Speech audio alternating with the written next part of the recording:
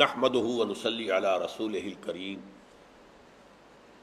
اما بعد فقد قال الله تبارك وتعالى كما ورد في سورة الحديد اعوذ بالله من الشيطان الرجيم بسم الله الرحمن الرحيم الم يأن للذين آمنوا ان تخشع قلوبهم لذكر الله وما نزل من الحق ولا يكونوا كالذين اوتوا الكتاب من قبل فطال عليهم الامد فقست قلوبهم وكثير منهم فاسقون اعلموا ان الله يحيي الارض بعد موتها قد بينا لكم الايات لعلكم تعقلون ان المصدقين والمصدقات واقرضوا الله قرضا حسنا يضاعف لهم ولهم اجر كريم والذین آمنوا باللہ ورسلہ اولئک هم الصدیقون والشہداء عند ربہم لهم اجرهم ونورهم والذین کفروا وکذبوا بآیاتنا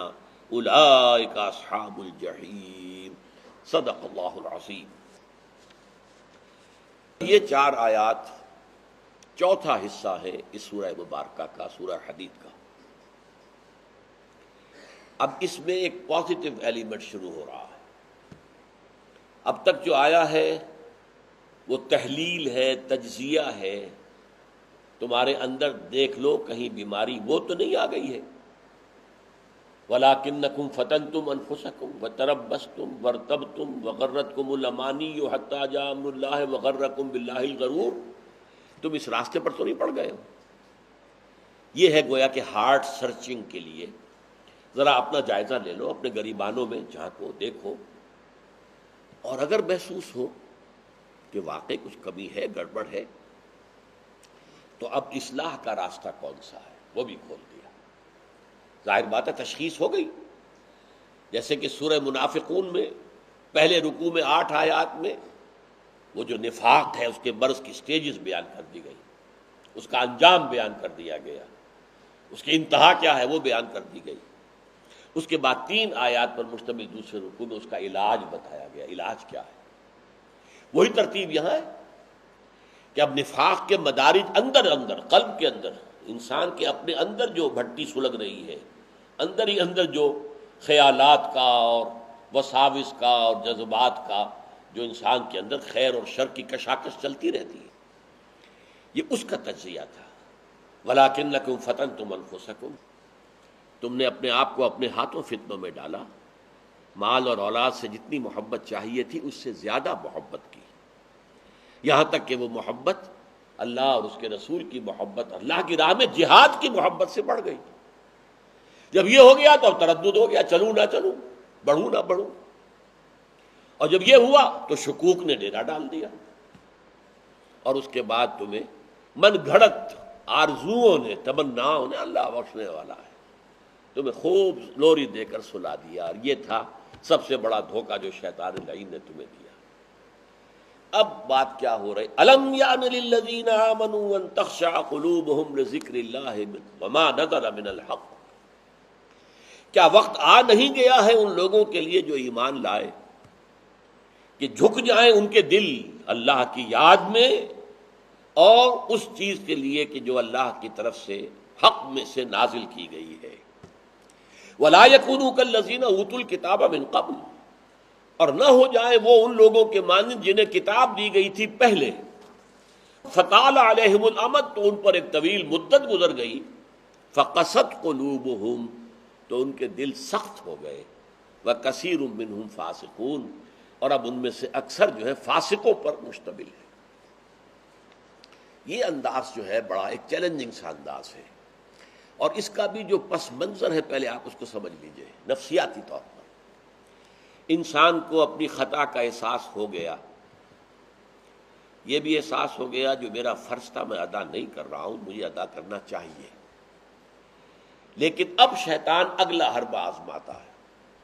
دیکھو ابھی فلاں کام پڑا ہے، ابھی فلاں کام ہے، ابھی بیٹیوں کے ہاتھ پیلے کرنے ہیں، ابھی یہ کرنا ہے، ابھی بچے تمہارے چھوٹے ہیں، ابھی تمہارے بیٹوں کی تعلیم کا مرحلہ ہے، میاں ہو جانا ٹھیک، بعد میں سارے تقاضے مطالبے پورے کر لینا، پہلے یہ ذمہ داریاں تو پوری کرو۔ یہ حقوق العباد ہے بھائی، حقوق اللہ سے بڑھ کر ہے، یہ حقوق العباد ہے۔ اس کے لیے لگے رہو، پوری اپنی توانائیاں قوتیں صرف کرو، مال بناؤ، پیسہ کماؤ، تاکہ یہ ساری ذمہ داریاں ادا ہوتے رہنا بعد میں. ٹھیک ہے، ذرا فراغت حاصل ہو جائے، پھر تم سب اپنے آپ کو، اپنی پوری توانائیوں کو، اپنے پورے وقت کو اللہ کے لیے لگا دینا. یہ ہے تاخیر اور تعویق، اس کا حربہ شیطان کا، یہ سب سے بڑا ہے. کر لیں گے بھائی، کر لیں گے، کوئی نہیں، ابھی ذرا جلدی نہیں، ابھی فلاں کام ہے، فلاں فرائض ہے، فلاں ذمہ داریاں ہیں، ذرا ان سے نمٹ لوں، بس ذرا میں ریٹائر ہو جاؤں سروس سے تو پھر میں سارا اپنے آپ کو لگا دوں گا. وہ ریٹائرمنٹ کرتے ہی اس وقت جب آپ کے اندر رہتا ہی کچھ نہیں. اگر آپ کے اندر کچھ رہ جائے تو وہ چھوڑیں گے آپ کو، وہ ساری توانائیاں تو گئی. اب تو آپ کھوکھلا ایک ڈھانچہ لیے پھر رہے ہیں، آپ کے اندر صلاحیت اور قوت کہاں ہے اب؟ لہذا یہ سارے دھوکے شیطان کے ہیں. اس میں ایک چیلنجنگ انداز میں علم یعنی وقت آیا نہیں ہے ابھی اہل ایمان کے لیے، کس چیز کا انتظار کر رہا؟ جو جیسے ہی خیال ہو جائے کہ واقعی یہ فرض ہے، فوراً لبیک کہو. تم نے اگر کسی بھی پہلو سے تاخیر اور تعویق کا راستہ اختیار کیا تو یہ شیطان کے پھندے میں گرفتار ہونے کا وہ راستہ ہے. اصل میں وہ شیطان پھر چھوڑے گا نہیں، پھر وہ اسے آپ کو اپنے فتراک کا نخچیر بنا لے گا، اپنے تھیلے میں شکار کی حیثیت سے، جیسے کہ آپ تیتر مار کے تھیلے میں ڈال لیتے ہیں شکار کر کے، اس کے فتراک کے نخچیر بن کر رہ جاؤ گے، پھر آگے نکل نہیں سکو گے. یہ تاخیر اور تعویق جو ہے، یہی ہوا تھا غزوہ تبوک میں. حضرت کعب ابن مالک رضی اللہ تعالیٰ عنہ نے، وہ بھی ان 3 صحابہ میں سے تھے جو سچے صادق الایمان صحابہ تھے، لیکن غزوہ تبوک میں نہیں گئے. حضور نے واپس آ کے جو لوگ نہیں گئے تھے ان سے جواب طلبی کی. لہذا منافقین تو آئے، اللہ کی قسم ہے، خدا کی قسم ہے، یا رسول اللہ، میں اللہ کو گواہ کر کے کہتا ہوں یہ تھا، یہ تھا، یہ تھا، یہ سبب تھا، میں نہیں جا سکا. حضور فرماتے تھے مسکراتے، اچھا جائیے، تشریف لے جائیے، کوئی پکڑ نہیں. یہ آئے جب کعب ابن مالک تو حضور کے چہرے پر مسکراہٹ تھی، تنزیہ مسکراہٹ. آپ فرمائیے آپ کیوں نہیں گئے، کیوں نہیں گئے تھے ہمارے ساتھ؟ عرض کیا حضور میرے پاس بھی زبان ہے، میں بھی جھوٹ بول سکتا ہوں، لیکن آج میں جھوٹ بول کر آپ کی گرفت سے، آپ کی سرزنش سے اپنے آپ کو بچا لوں گا، لیکن قیامت میں کیا کروں گا؟ خدا کی قسم جتنا صحت مند میں اس زمانے میں تھا اتنا صحت مند کبھی نہیں رہا، یعنی کوئی بیماری مجھے آج نہیں لاحق نہیں تھی. اور جتنا فارغ البال میں اس زمانے میں تھا، ہر چیز میرے پاس تھی، اتنا فارغ البال میں کبھی نہیں رہا. لیکن حضور میرے نفس نے مجھے پٹی پڑھائی کہ حضور تو جائیں گے نا 30,000 کا لشکر لے کر، تو اس کی تو ایک خاص رفتار ہوتی ہے، تیز رفتاری سے تو نہیں جا سکتا. اور تمہارے پاس ہے بڑی مضبوط تکڑی اونٹنی ہے، تمہاری جو ناقہ ہے تمہاری، وہ تو بہت جو ہے قوت والی ہے. لہذا ابھی 2-3 دن چلنے دو لشکر کو، پھر تیزی کے ساتھ دوڑا کر اپنی اونٹنی کو جا کے مل جانا. ہر روز صبح مجھے یہی نفس جو ہے پٹی پڑھاتا رہا کہ اچانک ایک دن میں نے محسوس کیا کہ اب تو چاہے میں کتنا ہی تیز دوڑ لوں آپ کے ساتھ نہیں مل سکتا. بس میں رہ گیا بیٹھ، اب جو سزا دے. یہ ہے تاخیر و تعویق. انہیں سزا دی گئی، مقاطعہ، کوئی شخص اس سے بات نہ کرے. 3 صحابہ کا معاملہ ہے، یہ سورہ توبہ کے اندر تفصیل سے آیا ہے، اور صحیح بخاری کی طویل ترین احادیث میں سے پڑھنے کے قابل ہے کہ انہوں نے کیسے بیان کیا اپنے پورے معاملے کو. یہ نفس کیسے دھوکہ دیتا ہے. ابھی چند دن اور مدینے کے اندر اپنے نخلستان کی ٹھنڈی چھاؤں کے اندر آرام کر لو، چند دن اور. بھائی جانا ہے، بہت دور جانا ہے، تبوک جانا ہے، کوئی یہ 2 دن میں تو نہیں پہنچ جائیں گے حضور، پھر دوڑ کر پکڑ لینا، ساتھ چل مل جانا. یہ دھوکہ شیطان کا، یہ دھوکہ نفس کا. یہ ہے الم یأن للذین آمنوا ان تخشع قلوبہم لذکر اللہ وما نزل من الحق. یہ سب کچھ تم نے 15 آیتیں اگر سورہ حدید کی پڑھ کر بھی تم نے اپنی گردن نیچے کر کے اپنے دل کو نہیں ٹٹولا تو اور کون سی ہدایت آئے گی، کہاں سے آئے گی؟ 15 آیتیں سورہ حدید کی پڑھ کر بھی تو کیا ابھی وقت نہیں آیا اہل ایمان کے لیے؟ کس کا انتظار ہے؟ کس چیز کا انتظار ہے؟ الم یعن للذین آمنوا ان تخشع قلوبهم لذکر اللہ وما نزل من الحق، کیا وقت آ نہیں گیا اہل ایمان کے لیے کہ ان کے دل جھک جائیں اللہ کی یاد میں، اور جو کچھ حق میں سے نازل ہوا، ما نزل من الحق، یہ پورا قرآن الحق، اس میں سے جو یہ آیات نازل ہوئی ہیں یہ تم نے ابھی سن لی ہے، پڑھ لی ہے، اس کے سامنے بھی دل نہیں جھکیں گے تو کب جھکیں گے؟ اس پر بھی اگر دل نہیں پگھلے تو کب پگھلیں گے؟ اس پر بھی اگر دل میں کوئی عزم اور ارادہ پیدا نہ ہوا کہ اپنی جان لگا دینی ہے، کھپا دینی ہے، ان صلاتی و نسکی و محیایا و مماتی للہ رب العالمین، اس پر بھی نہیں ہوا تو کب ہوگا؟ اور کون سی ہدایت آئے گی؟ فَبِأَيِّ حَدِيثٍ بَعْدَهُ يُؤْمِنُونَ، اس قرآن کے بعد اور کون سی چیز کے یہ منتظر ہیں جس پر یہ ایمان لائیں گے؟ الم یعن للذین آمنوا ان تخشع قلوبهم لذکر اللہ وما نزل من الحق۔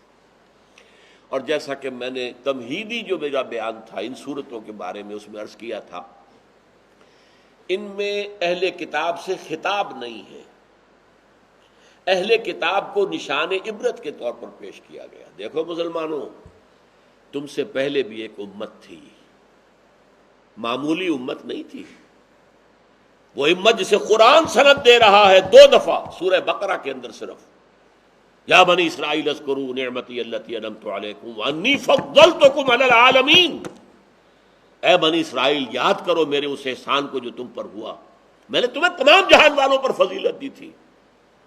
وہ قوم، وہ امت، امت موسیٰ، اس امت کو کتنی کتابیں دی گئیں؟ تورات انہیں دی گئی، زبور انہیں دی گئی، انجیل انہیں دی گئی، امت تو ایک ہی ہے یہ۔ حضرت مریم اسرائیلی نہیں تھی کیا؟ تو چاہے باپ حضرت عیسیٰ کا کوئی نہیں ہے لیکن وہ حضرت مریم کے بیٹے ہیں، اسرائیلی ہیں۔ یہ اسرائیلی نبوت ہے جو چلی آ رہی ہے، حضرت موسیٰ اور ہارون سے شروع ہوئی ہے 1400 برس قبل، اور حضرت عیسیٰ اور یحییٰ پر آ کر ختم ہوئی ہے۔ یہ سلسلہ نبوت کا، سینکڑوں نبی آ گئے 1400 برس میں۔ تو آپ اندازہ کیجئے اتنی بڑی امت، لیکن اس کا حال کیا ہوا؟ وَلَا يَكُونُوا، دیکھو نہ ہو جائیں یہ اہل ایمان بھی كَالَّذِينَ أُوتُوا الْكِتَابَ مِن قَبْلُ، ان لوگوں کے مانند جن کو کہ کتاب دی گئی تھی ان سے پہلے، فَطَالَ عَلَيْهِمُ الْأَمَدُ، تو جب ان پر ایک طویل مدت گزر گئی، فَقَسَتْ قُلُوبُهُمْ، تو ان کے دل سخت ہو گئے۔ اس کا نقشہ کھینچا گیا ہے سورہ بقرہ میں، ثم قست قلوبکم فہی کالحجارۃ او اشد قسوہ، دیکھو اے بنی اسرائیل، اے یہودیوں، اس کے بعد تمہارے دل سخت ہوتے چلے گئے، بدکاری سے، غلط کاری سے، دنیا پرستی سے، شہوت رانی سے، زر پرستی سے دل سخت ہوتے چلے جاتے ہیں۔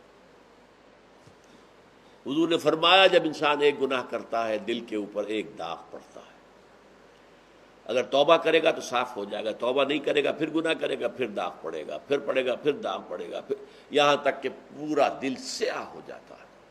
اور حضور نے اپنی مٹھی بند کر کے کہا ایسے ہو جاتا ہے، اب اس میں کوئی ہدایت داخل نہیں ہو سکتی، بند ہو گئی۔ اور جب یہ تھیلی بند ہوئی پھر اللہ کی مہر لگ گئی، ختم اللہ علی قلوبہم وعلی سمعہم طبع اللہ علی قلوبہم، اللہ نے مہر لگا دی ان کے دلوں کے اوپر۔ یہ مرحلہ آتا ہے کہ جب کہ فرمایا اب تمہارے دل پتھروں کے مانند، بلکہ او اشد قسوہ، پتھروں سے بھی زیادہ۔ فإن من الحجارة لما يتفجر منه الانہار، پتھر تو ایسے بھی ہوتے ہیں جن میں سے چشمے پھوٹ بہتے ہیں۔ وإن منها لما يشقق فيخرج منه الماء، چٹانوں میں ایسی بھی ہوتی ہیں شق ہو جاتی ہیں ان میں سے پانی نکل آتا ہے۔ وَإِنَّ مِنْهَا لَمَا يَهْبِطُ مِنْ خَشْيَةِ اللَّهِ، چٹانیں ایسی بھی ہوتی ہیں اللہ کے خوف سے گر پڑتی ہیں۔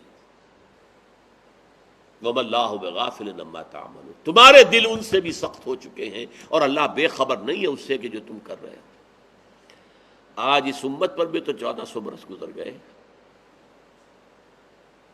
کتنا عرصہ گزرا ہے، اور آج وہی خواہشات ہیں، ہم تو امت محمد میں ہیں صلی اللہ علیہ وسلم، وہ تو شافع محشر ہے، وہ تو ہر امتی کو بخشوا لیں گے، تب جا کر راضی ہوں گے، اللہ راضی کرے گا انہیں، وہ راضی اسی وقت ہوں گے جب ہر امتی کو بخشوا لیں گے۔ سیاں بے کوتوال، اب ڈر کاہے کا؟ جب ہمارے سیاں ہمارے شوہر کہہ لے کوتوال بن گئے تو مجھے کس کا ڈر ہے؟ کوتوال ہی کا ڈر ہوتا ہے نا کہ وہ پکڑے گا، سیاں بے کوتوال، اب ڈر کاہے کا؟ یہ ہے وہ امانی، دل کا امانی سیغفر لنا، ہمیں تو بخش دیا جائے گا، ہماری تو شفاعت ہو جائے گی۔ بھائی کچھ بھی ہیں، ہم کلمہ گو تو ہیں، کچھ بھی ہیں، محمد کے نام لیوا تو ہیں صلی اللہ علیہ وسلم، لیکن یہ قرآن مجید میں یہی ان کا قول نقل کیا گیا تھا۔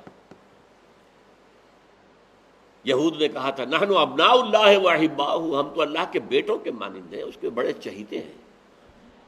تو اللہ نے کیا جواب دیا؟ فلما يعذبكم بذنوبكم، پھر اللہ تمہیں سزائیں کیوں دیتا رہا ہے؟ یہ نبوکدنضر کے ہاتھوں تمہیں کیوں پٹوایا؟ ہیکل سلیمانی کیوں برباد کروایا؟ یہ تم 100 برس تک اسیری میں رہے، بیبیلونیا میں، بابل میں، عراق میں، کیوں؟ تمہارا دوسرا جو تھا ہیکل بنایا تم نے، وہ بھی سن 70 میں گروا دیا ٹائٹس کے ہاتھوں۔ 1,33,000 ایک دن میں قتل کیے اس نے، ٹائٹس نے 1,33,000 یہودی یروشلم کے اندر ایک دن میں قتل کیے، اندازہ کیے۔ پچھلی صدی میں 60 لاکھ یہودی جرمنوں نے ختم کیے، 6 ملین، اور ان کو اب بھی یہی کر رہا ہے، we are the chosen people of the lord, ہم تو اللہ کے پسندیدہ بندے ہیں۔ یہی حال اس امت کا ہے۔ ہسپانیہ سے ایسے نکالے گئے کہ ایک بچہ تک نہیں بچا، تاتاریوں کے ہاتھوں کروڑ قتل ہوئے۔ یہ سب کچھ تمہارے ساتھ ہوا کہ نہیں؟ کروسیڈرز کے ہاتھوں تمہاری پٹائی کم ہوئی تھی؟ 88 برس تک بیت المقدس عیسائیوں کے قبضے میں رہا تھا کہ نہیں؟ تو غور کیجئے، دلوں کو نرم کیجئے، اور دلوں کو نرم کرنے کا ذریعہ بھی قرآن ہے۔ یا ایھا الناس قد جاءتکم موعظۃ من ربکم، موعظہ، واعظ کہتے ہیں اس کو جو دل کو نرم کرے، اس میں رقت پیدا کر دے۔ رقیق کہتے ہیں پتلی شے کو، رقیق مادہ، رقیق مادہ، دل سخت ہو جائے اسے نرم کرنے کی ضرورت ہے، اس کے لیے واعظ بھی سب سے بڑا قرآن ہے۔ الم یان للذین آمنوا ان تخشع قلوبهم لذکر اللہ وما نزل من الحق ولا یکونوا کالذین اوتوا الکتاب من قبل، تمہارے سامنے موجود ہے۔ فطال علیہم الامد، پھر ان پر ایک مدت جب گزر گئی، فقست قلوبهم، تو ان کے دل سخت ہو گئے۔ البتہ یہاں ایک واقعہ میں اور عرض کر دوں، ایک دل کی سختی وہ تھی جو یہودیوں کی ہو گئی تھی، یا ہم میں سے بھی بہت سو کی ہو چکی ہے، لیکن ایک اور دل کی سختی بھی ہوتی ہے، وہ اپنے احساس کی شدت کی بنا پر۔ یہ معاملہ حضرت ابوبکر کے ساتھ پیش آیا رضی اللہ تعالی عنہ۔ ان کے عہد خلافت میں ایک وفد آیا باہر سے، انہیں جب قرآن کی آیات سنائی گئیں تو ان کی آنکھوں سے آنسو بہ نکلے۔ حضرت ابوبکر نے فرمایا ھٰکذا کُنّا حتیٰ قست القلوب، ایسے ہی ہم بھی ہوتے تھے، قرآن سنتے ہی، قرآن پڑھتے ہوئے ہمارے آنکھوں سے آنسو جاری ہو جایا کرتے، یہاں تک کہ ہمارے دل سخت ہو گئے۔ معاذ اللہ، معاذ اللہ، یہ شدت احساس ہے۔ یقیناً یہ ہوتا ہے جب آدمی عادی ہو جاتا ہے تو وہ کیفیت نہیں رہتی۔ میں نے اللہ کے فضل و کرم سے 6 حج کیے، جبکہ جو کیفیت پہلے حج کی تھی وہ پھر کبھی نصیب نہیں ہوئی۔ ویسے بھی یہ تھا کہ اس وقت تک ابھی اتنا ہجوم نہیں تھا، سن 62، اب آج سمجھیے 42 برس گزر چکے، تو اس وقت کا اور تھا معاملہ۔ اب جو ہے وہ ہجوم کی جو ہے وہ اس میں کبھی انسان کو اپنے اندر جھانکنے کا، کہیں تنہائی میں بیٹھ کر یاد کرنے کا موقع نہیں ملتا۔ لیکن وہ تھا. لیکن ویسے بھی بات یہ ہے کہ ایک آدمی، اب جو لوگ وہاں رہتے ہیں مکے میں رہنے والے، ان میں سے اکثر کو ہم دیکھتے ہیں وہ خانہ کعبہ کا، اس اصل چوکور گھر کا بھی کوئی ادب نہیں کرتے. وہ تو ہر وقت ان کی نگاہوں کے سامنے عادی ہو گئے. تو ایک شکل یہ ہوتی ہے کہ جو ایک تعامل کثرت کے ساتھ جب ایک بات ہو رہی ہو تو پھر اس کی وہ تاثیر نہیں رہتی. اس کو شاہ ولی اللہ دہلوی نے کہا ہے عادت بن جانا. جب عبادت عادت بن جائے، عبادت میں سے بے نکالیں گے تو کیا بنے گا؟ عادت. جب عبادت عادت بن جائے تو اس کی پھر وہ تاثیر. عبادت ہے آپ مخالفت کے باوجود کہ سو ابھی، اور اس وقت آپ ہمت کرتے ہیں اور اپنے نفس کو دھکیل کر ایک طرف کرتے کھڑے ہو جاتے ہیں اور فجر کے لیے نکل آتے ہیں اپنے گھر سے.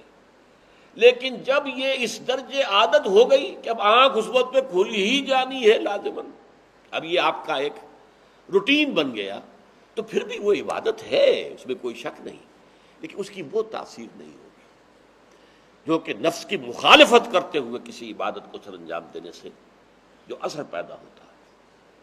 تو فرمایا فقصد قلوب، حضرت ابو بکر کا بھی وہ احساس کی شدت جو تھی، جیسے حضور نے فرمایا انہ لیغان علی قلبی، میرے دل پر بھی کبھی کبھی حجاب سا طاری ہو جاتا ہے. معاذ اللہ، کیسا حجاب؟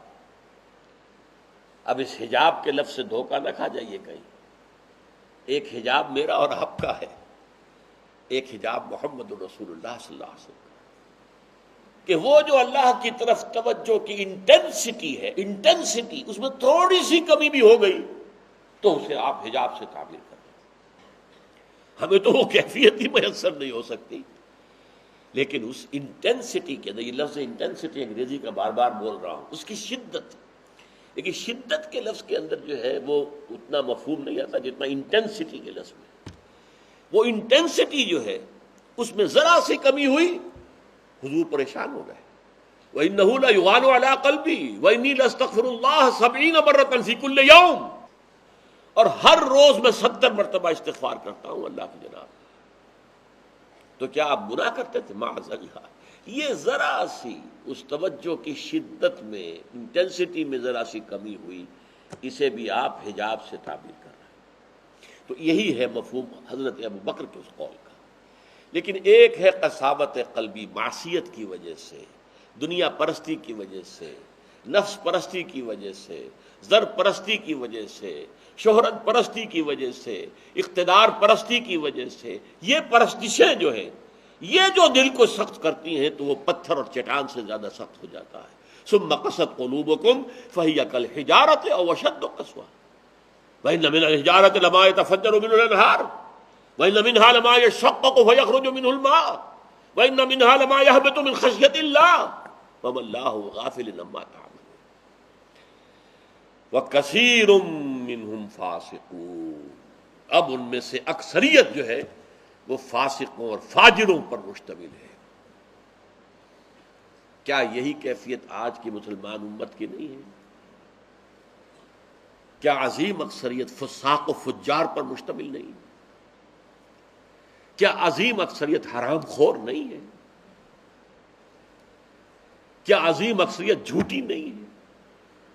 نفاق کی تینوں علامتیں، اذا حدث کذب وَإِذَا وَعَدَ أَخْلَفَ وَإِذَا اؤْتُمِنَ خَانَ.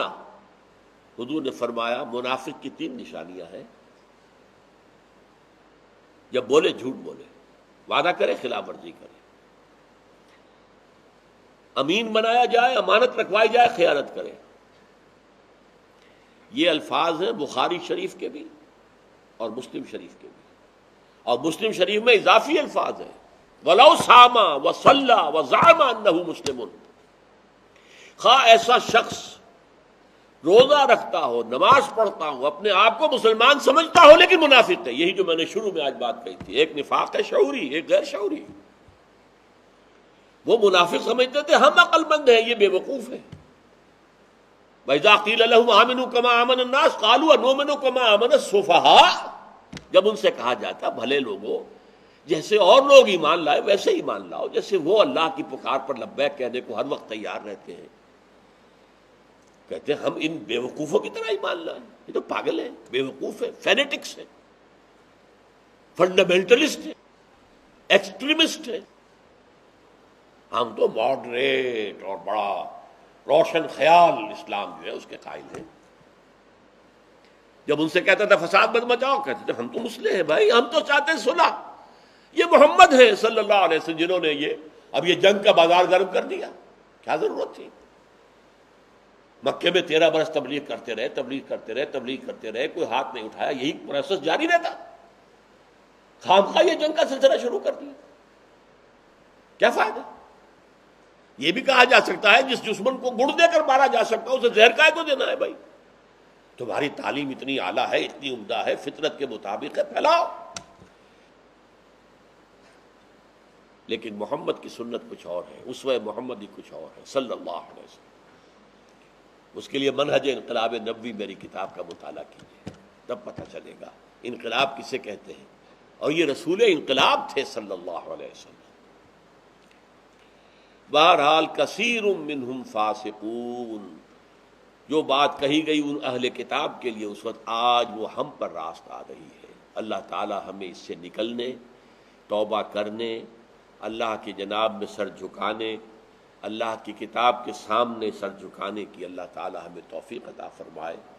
بارک اللہ لی ولکم فی القرآن العظیم ونفعنی وإیاکم بالآیات والذکر الحکیم۔